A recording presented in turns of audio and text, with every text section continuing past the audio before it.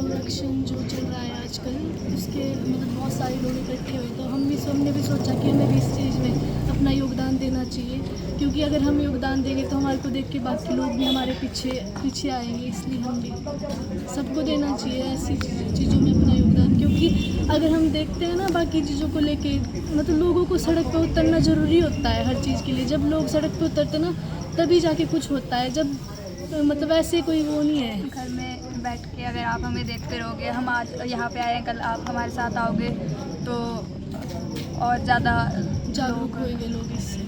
जो हमारी गौ माता है उन्हें उनकी जो हत्याएं हो रही है देश में, वो बंद होनी चाहिए। ये जो अभियान चलाया है, इसका मेन जो उद्देश्य है वो यही है कि जो गौएं सड़कों पे चल रही है उनकी मारपीट नहीं होनी चाहिए, और सड़कों पे नहीं छोड़नी चाहिए गौओं को। अगर आप पाल रहे हो तो उसे ये नहीं कि दूध दे रही है आपको तब तक आप पालो, उसके बाद आप उनको सड़कों पे फेंको, ये कोई वो नहीं होता है। जब तक आपको दूध दे रही है तब तक आप उनकी सेवा करो अच्छे से। इसलिए जो ये अभियान है, इसका मेन उद्देश्य यही है कि गौ की राष्ट्रमाता बनाना है। गौओं की हत्या नहीं होनी चाहिए, उनको राष्ट्रमाता का दर्जा देना चाहिए। और हमारी बहुत बड़ी विडंबना है एक सनातन होने के नाते, मैं खुद भी इसके लिए अपने आप को दोषी मानता हूं और संत समाज से माफी भी मांगता हूं कि जो मेरे को जिम्मेवारी दी गई थी मैं उसका पूरी तरह से निर्वहन भी नहीं कर पाया हूं जिस ढंग से हमें करना चाहिए। लेकिन सबसे बड़ी बात ये होती है कि आप देखिए, सरकारें जो काम करती है, जिसको शिद्दत से करना चाहती है, वो काम तो आज धरातल पे उतर के आते हैं। अदरवाइज इंसान जो होता है ना, यथा राजा तथा प्रजा वाली जो पद्धति हमारे देश में चलती आ रही है, उसके आधार पे ही काम करती है। अगर सरकार चाहे तो गौ माता को राष्ट्र माता का दर्जा देना चाहिए। ये आप सब लोग भी विदित है इस सब चीजों से। कितने समय से आप देखिए, संत समाज के अलावा कोई भी व्यक्ति ऐसा नहीं है जो गौ माता को मां के तरीके से रखते होंगे। जितनी भी गौशालाएं पूरे भारतवर्ष में हैं, सरकार की तो कोई भी गौशाला आज की डेट में कार्य नहीं कर रही है, लेकिन संतों के द्वारा चाहे आप कहीं भी देखेंगे, सारा गोवंश अगर कहीं पे अगर किसी के सिर पे पड़ा है या सेवा करने का मौका हम ये कह सकते हैं तो संत समाज के लोगों के अलावा और किसी को नहीं मिला है। अब ये जो आह्वान चला हुआ है, ये संतों के आधार पे ये आह्वान चला हुआ है। मैं निवेदन करना चाहूंगा समस्त भारतवासियों से, सनातनियों से, आप देखिए कि आप लोग सड़क पे उतरें, कोई भी काम तब तक नहीं होता है। आपने अभी देखा होगा जिस प्रकार के गतिरोध होते हैं, जो सरकार के अगेंस्ट में अगर शांतिपूर्ण तरीके से चलता है तो उनका काम सरकार नहीं करती है, लेकिन जो अभद्रता दिखाते हैं उनके काम जल्दी से हो जाते हैं।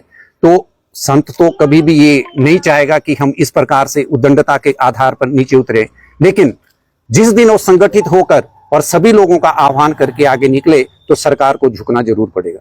गौ माता सम्मान आवाहन अभियान पूरे भारतवर्ष में चल रहा है, और इसी के तहत जिस प्रकार से 17 अप्रैल को पूरे देश की 6000 तहसीलों में ज्ञापन दिए गए थे माननीय प्रधानमंत्री जी और राष्ट्रपति जी को, आज पूरे देश भर के 800 जिलों से सेम ज्ञापन वही एक दोबारा याद कराने के लिए कि गौ माता को राष्ट्रमाता बनाएं और देश में गौ हत्या पर पूर्ण प्रतिबंध हो, इस मांग को लेकर के आज पुनः एक स्मरण पत्र जो है वो जिलाधीश सिरमौर के माध्यम से माननीय प्रधानमंत्री जी, राष्ट्रपति जी और मुख्यमंत्री हिमाचल प्रदेश और गवर्नर साहब को भेजा जा रहा है। क्या स्थिति मौजूदा में देखते हैं आप? कितनी गंभीर सरकारें देखा जाए तो इस विषय में बिल्कुल भी गंभीर नहीं है जी। गौवंश जो है वो सड़कों पर धक्के खाने को मजबूर है। जिला सिरमौर में देखें तो 3000 के करीब गौवंश सड़कों पर है। बारिश में, धूप में, ठंड में एक्सीडेंट होकर के मर रहा है, लोगों को मार रहा है। सरकारों का इस ओर कोई भी ध्यान नहीं है। पूरे हिमाचल में देखें तो 36000 से ज्यादा सरकारी जो आंकड़े हैं उसके मुताबिक गौवंश सड़कों पर है। हम लोग बोलते तो है गौ माता, लेकिन उसके प्रति करने के लिए कोई भी तैयार नहीं है। जिनकी गाय है क्या उनके खिलाफ भी कोई कार्रवाई होनी चाहिए? देखिए, पिछले वर्ष श्री वृंदावन धाम में समस्त देश के संतों की एक बैठक हुई थी, जिसमें ये गौ माता जो है गौ सम्मान आह्वान अभियान शुरू करा गया, जिसकी अध्यक्ष गौ माता है, संरक्षक नंदी बाबा है। इसमें ये सरकार से कानून बनाने की जो मांग की जा रही है, इसीलिए की जा रही है कि इसमें कड़ा प्रावधान होगा। सड़क से बाहर कोई पशु नहीं छोड़ पाएगा, डंडा भी नहीं मार पाएगा, उसको हत्या करने की तो बहुत दूर की बात है। इस प्रकार से जो इसमें कानून जब एक बार केंद्र सरकार नहीं बनाएगी तब तक इसका कोई समाधान होने वाला नहीं है।